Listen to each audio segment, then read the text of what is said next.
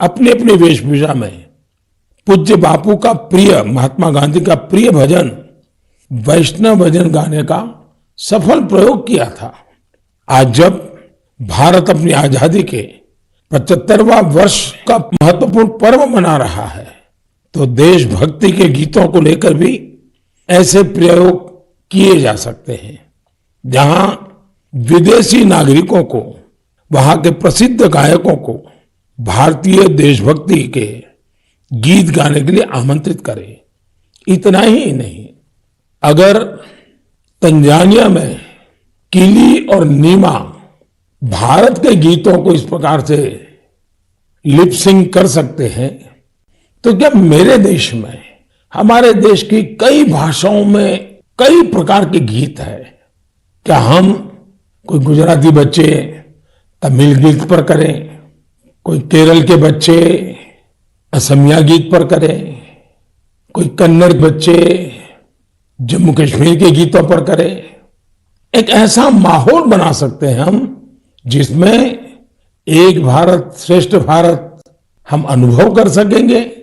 इतना ही नहीं, हम आजादी के अमृत महोत्सव को एक नए तरीके से जरूर मना सकते हैं। मैं देश के नौजवानों से आह्वान करता हूं, आइए भारतीय भाषाओं के जो पॉपुलर गीत हैं उनको आप अपने तरीके से वीडियो बनाइए, बहुत पॉपुलर हो जाएंगे आप, और देश की विविधताओं का नई पीढ़ी को परिचय होगा। मेरे प्यारे देशवासियों, अभी कुछ दिन पहले ही हमने मातृभाषा दिवस मनाया।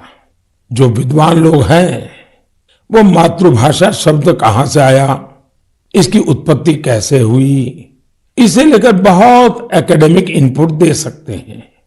मैं तो मातृभाषा के लिए यही कहूंगा कि जैसे हमारे जीवन को हमारी मां गढ़ती है, वैसे ही मातृभाषा भी हमारे जीवन को गढ़ती है। मां और मातृभाषा दोनों मिलकर जीवन की फाउंडेशन को मजबूत बनाते हैं, चिरंजीव बनाते हैं। जैसे हम अपनी मां को नहीं छोड़ सकते, वैसे ही अपनी मातृभाषा को भी नहीं छोड़ सकते। मुझे बरसों पहले की एक बात याद है, जब मुझे अमेरिका जाना हुआ तो अलग अलग परिवारों में जाने का मौका मिलता था कि एक बार मेरा एक तेलुगु परिवार में जाना हुआ और मुझे एक बहुत खुशी का दृश्य वहां देखने को मिला। उन्होंने मुझे बताया कि हम लोगों ने परिवार में नियम बनाया है कि कितना ही काम क्यों न हो, लेकिन अगर हम शहर के बाहर नहीं है तो परिवार के सभी सदस्य डिनर टेबल पे बैठ के साथ में लेंगे। और दूसरा, डिनर के टेबल पे कंपलसरी हर कोई तेलुगु भाषा में ही बोलेगा। जो बच्चे वहां पैदा हुए थे उनके लिए भी ये नियम था। अपनी मातृभाषा के प्रति ये प्रेम देखकर इस परिवार से मैं बहुत प्रभावित हुआ था। साथियों, आजादी के 75 साल बाद भी कुछ लोग ऐसे मानसिक द्वंद में जी रहे हैं जिसके कारण उन्हें अपनी भाषा, अपने पहनावे, अपने खान पान को लेकर एक संकोच होता है, जबकि विश्व में कहीं और ऐसा नहीं है। हमारी मातृभाषा है, हमें उसे गर्व के साथ बोलना चाहिए। और हमारा भारत तो भाषाओं के मामले में इतना समृद्ध है कि उसकी तुलना ही नहीं हो सकती। हमारी भाषाओं की सबसे बड़ी खूबसूरती यह है कि कश्मीर से कन्याकुमारी तक, कच्छ से कोहिमा तक सैकड़ों भाषाएं, हजारों बोलियां एक दूसरे से अलग, लेकिन एक दूसरे में रची बसी हुई है। भाषा अनेक, भाव एक। सदियों से हमारी भाषाएं एक दूसरे से सीखते हुए खुद को परिष्कृत करते रही है। एक दूसरे का विकास कर रही हैं। भारत में विश्व की सबसे पुरानी भाषा तमिल है और इस बात का हर भारतीय को गर्व होना चाहिए कि दुनिया की इतनी बड़ी विरासत हमारे पास है। उसी प्रकार से जितने पुराने धर्मशास्त्र हैं उसकी अभिव्यक्ति भी हमारी संस्कृत भाषा में है।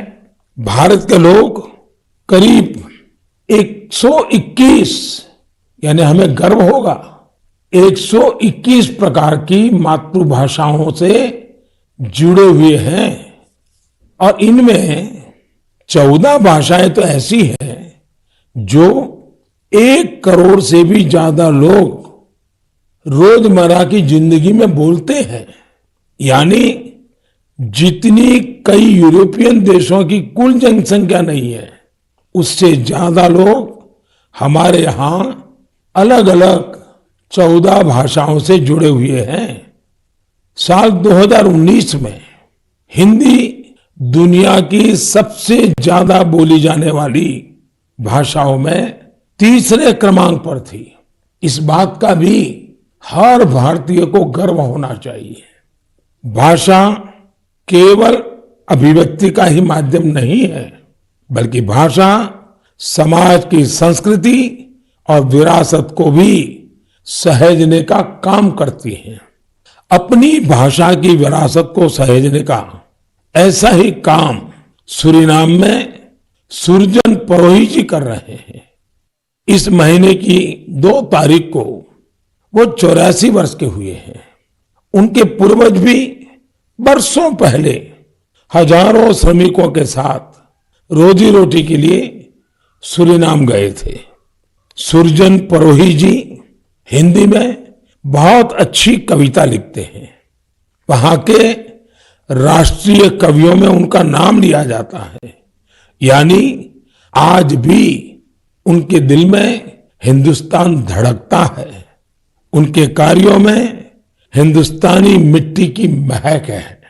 सूरीनाम के लोगों ने सुरजन परोही जी के नाम पर एक संग्रहालय भी बनाया है।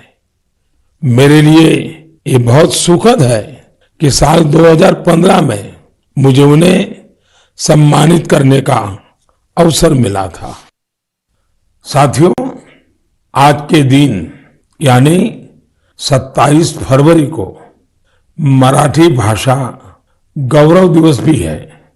सर्व मराठी बंधू भगिनींना मराठी भाषा दिनाच्या हार्दिक शुभेच्छा। ये दिन मराठी कविराज विष्णु वामन शिरवाडकर जी, श्रीमान कुसुमाग्रज जी को समर्पित है। आज ही कुसुमाग्रज जी की जन्म जयंती भी है। कुसुमाग्रज जी ने मराठी में कविताएं लिखी, अनेकों नाटक लिखे, मराठी साहित्य को नई ऊंचाई दी। साथियों, हमारे यहां भाषा की अपनी खूबियां हैं। मातृभाषा का अपना विज्ञान है। इस विज्ञान को समझते हुए ही राष्ट्रीय शिक्षा नीति में स्थानीय भाषा में पढ़ाई पर जोर दिया गया है। हमारे प्रोफेशनल कोर्सेज भी स्थानीय भाषा में पढ़ाए जाए, इसका प्रयास हो रहा है। आजादी के अमृतकाल में इस प्रयासों को हम सब ने मिलकर के बहुत गति देनी चाहिए। ये स्वाभिमान का काम है। मैं चाहूंगा आप जो भी मातृभाषा बोलते हैं उसकी खूबियों के बारे में अवश्य जाने और कुछ न कुछ लिखें। साथियों, कुछ दिनों पहले मेरी मुलाकात मेरे मित्र और केन्या के पूर्व प्रधानमंत्री राइला ओडिंगा जी से हुई थी। ये मुलाकात दिलचस्प तो थी ही, लेकिन बहुत भावुक थी। हम बहुत अच्छे मित्र रहे तो खुल करके काफी बातें भी कर लेते हैं। जब हम दोनों बातें कर रहे थे तो ओडिंगा जी ने अपनी बिटिया के बारे में बताया। उनकी बेटी रोजमेरी को ब्रेन ट्यूमर हो गया था और इस वजह से उन्हें अपनी बिटिया की सर्जरी करानी पड़ी थी। लेकिन उसका एक दुष्परिणाम यह हुआ कि रोजमेरी की आंखों की रोशनी करीब करीब चली गई, दिखाई देना ही बंद हो गया। अब आप कल्पना कर सकते हैं उस बेटी का क्या हाल हुआ होगा, और एक पिता की स्थिति का भी हम अंदाज लगा सकते हैं, उनकी भावनाओं को समझ सकते हैं। उन्होंने दुनिया भर के अस्पतालों में, कोई भी दुनिया का बड़ा देश ऐसा नहीं होगा कि जहां उन्होंने बेटी के इलाज के लिए भरपूर कोशिश न की हो। दुनिया के बड़े बड़े देश छान मारे, लेकिन कोई सफलता नहीं मिली, और एक प्रकार से सारी आशाएं छोड़ दी। पूरे घर में एक निराशा का वातावरण बन गया। इतने में किसी ने उनको भारत में आयुर्वेद के इलाज के लिए आने के लिए सुझाव दिया। अब वो बहुत कुछ कर चुके थे, थक भी चुके थे, फिर भी उनको लगा कि चलो भाई एक बार ट्राई करें क्या होता है। वे भारत आए, केरला के एक आयुर्वेदिक अस्पताल में अपनी बेटी का इलाज करवाना शुरू किया। काफी समय बेटी यहां रही। आयुर्वेद के इस इलाज का असर यह हुआ कि रोजमेरी की आंखों की रोशनी काफी हद तक वापस लौट आई। आप कल्पना कर सकते हैं कि जैसे एक नया जीवन मिल गया, और रोशनी तो रोजमेरी के जीवन में आई, लेकिन पूरे परिवार में एक नई रोशनी, नई जिंदगी आ गई। और ओडिंगा जी इतने भावुक होकर के बात मुझे बता रहे थे कि उनकी इच्छा है कि भारत के जो आयुर्वेद का ज्ञान है, विज्ञान है, वो केन्या में ले जाएं। जिस प्रकार के प्लांट्स इसमें काम आते हैं, उन प्लांट की खेती करेंगे और इसका लाभ अधिक लोगों को मिले, इसके लिए वो पूरा प्रयास करेंगे। मेरे लिए बहुत खुशी की बात है कि हमारी धरती और परंपरा से किसी के जीवन से इतना बड़ा कष्ट दूर हुआ, और ये सुनकर के आपको भी खुशी होगी। कौन भारतवासी होगा जिसको इसका गर्व न हो। हम सभी जानते हैं कि ओडिंगा जी ही नहीं, बल्कि दुनिया के लाखों लोग आयुर्वेद से ऐसे ही लाभ उठा रहे हैं।